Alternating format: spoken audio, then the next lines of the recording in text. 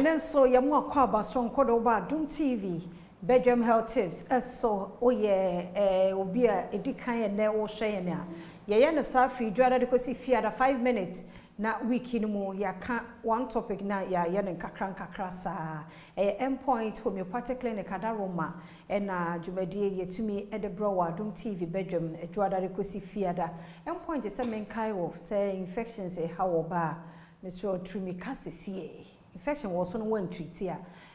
The long-term effect, no,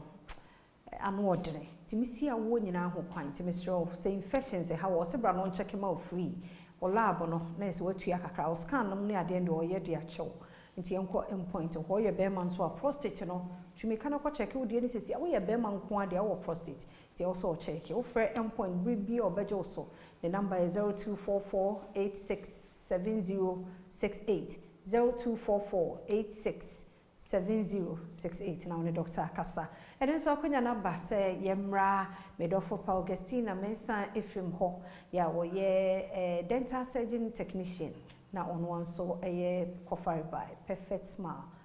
Foundation and then so ya ba and then say kasa wiki mu en kasa fa dental caries ho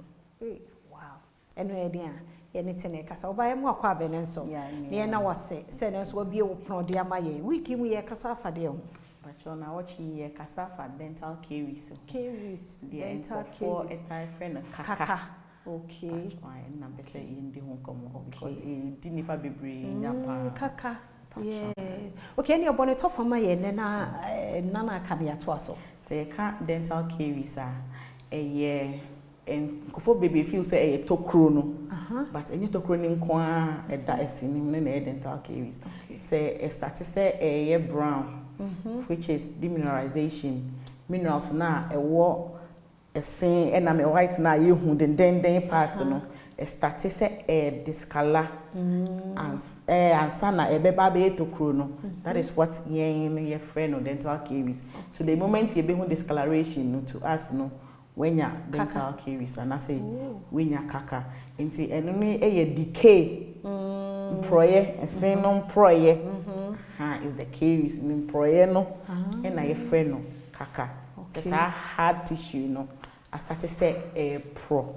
and no and I ye friend no kaka to the moment I'll be who say demineralization has started esen no so I brown kakra discoloration kakra ebetimi enye ebi a omo kase kaka no esia kase ne nko na e affected that me entente 32 ni nyina any of them kaka betimi aye no to the moment I will be hu said discoloration about sineso no patcho wenya kaka it start na yempe ho asem nka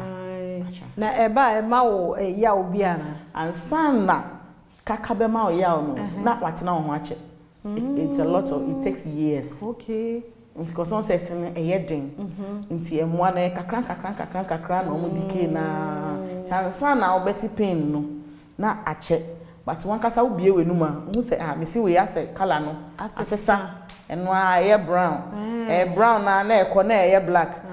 black na abo say afi obi didi na aduane no akoshem se tokro no aba tokro no se start kakran one pe one seman kan be kwa to the root na fi aye retain ti nkura nyina nya kaka pa akra no pa especially ye wa bottle feeding ye day bottle feeding bottle anajo na ye feed o ma na mo kaka pa ye wu and ye beto aso na otwi mu nkomo no no chena yankopon ya adom aka ye ho e na sa bread ye ne nya feeding bottle no mo ne sesama wo na ba wi eche wo feeding no ba obenya kaka de na se ano den ti ochena dental caries ho ye beto asa nkomo no so pasedama endpoint homeopathic clinic na ya rebia hawadua ne na akasa tena mame o number no bi pacho 0243728542 0243728542 tine number ni komo aye die ene de ka ho bia wo no mu no frɛ no beje so chena nyankopon ya adom aka ye ho ye nto aso